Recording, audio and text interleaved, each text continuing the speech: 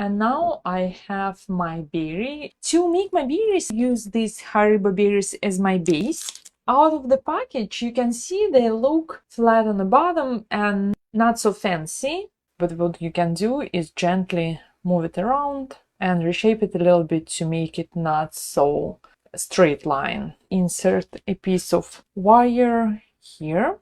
Dust it relatively heavy so you can see brings all these textures onto my berry. And to decorate these berries, I would need a few pieces of wafer paper, and this is just straight ivory gel from a bottle. Do the same to color my wafer paper in green color. I'm going to use a punch to make a calyx. Take my Dresden tool to shape it, cut very thin stripes of wafer paper, touch my yellow ivory pieces with wafer paper glue and bring everything together. And then insert my wire from my berry through this nest of wafer paper pieces. Take my wafer paper glue and apply it to the back side of my calyx and put it through to sandwich everything together.